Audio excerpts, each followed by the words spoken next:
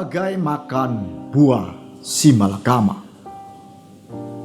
Sesungguhnya mata Tuhan tertuju kepada mereka yang takut akan Dia, kepada mereka yang berharap akan kasih setianya, untuk melepaskan jiwa mereka daripada maut dan memelihara hidup mereka pada masa kelaparan. Mazmur 33 ayat 18 dan 19. Seperti makan buah si malakama dimakan ibu mati, tidak dimakan bapak mati. Ini adalah ungkapan saat kita mengalami dilema, mengalami pilihan yang sulit. Masa pandemi COVID-19 adalah keadaan yang tepat menggambarkan ungkapan bagai makan buah si malakama. Karena jika kita ingin menghentikan pandemik secara efektif adalah dengan cara lockdown, atau di Indonesia dikenal dengan istilah PSBB. Namun jika lockdown dilakukan, maka negara harus mensubsidi kebutuhan ekonomi masyarakat, karena semua orang harus tinggal di rumah dan tidak bekerja. Jika ini dilakukan dalam jangka panjang, maka akan terjadi pertumbuhan ekonomi yang negatif karena aktivitas masyarakat berhenti, dan pada akhirnya akan terjadi resesi. Bukan hanya Indonesia, seluruh negara di dunia hari ini mengalami pilihan dilematis. Bagai makan buah si malakama. Masyarakat secara sederhana berpikir, kalau saya terus tinggal di rumah, saya akan mati karena tidak bekerja, uang akan habis, dan akhirnya tidak ada yang bisa dimakan.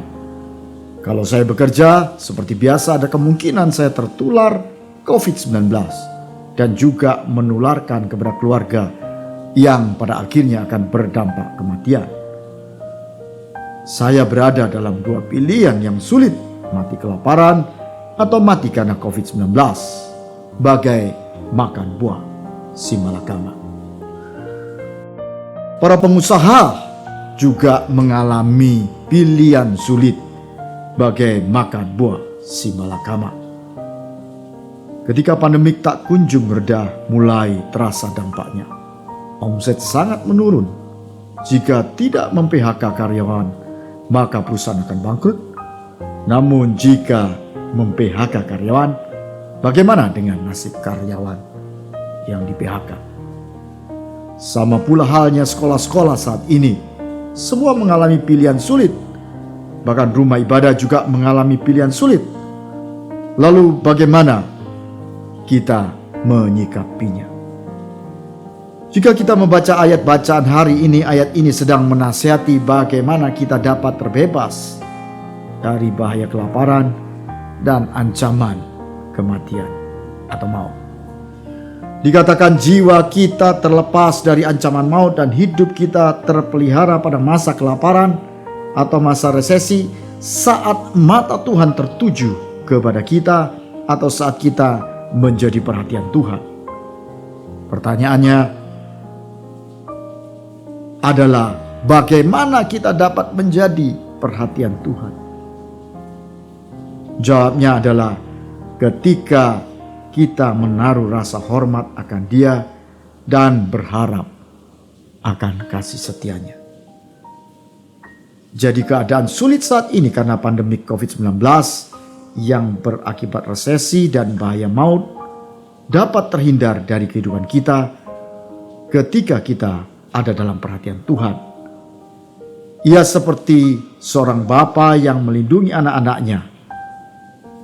Ini seperti juga yang tertulis dalam Amsal 14 ayat 26-27. Dalam takut akan Tuhan ada ketentraman besar, bahkan ada perlindungan bagi anak-anaknya. Takut akan Tuhan adalah sumber kehidupan sehingga orang terhindar dari jerat maut. Kuncinya adalah kita mengalami hubungan dengan Tuhan. Dengan cara kita menaruh rasa hormat kepada Tuhan dan kita hanya berharap kemurahan-Nya. Sehingga Ia menjadi tempat perlindungan bagi anak-anak-Nya. Sehingga kita terhindar dari semua konsekuensi si malakama. Amin.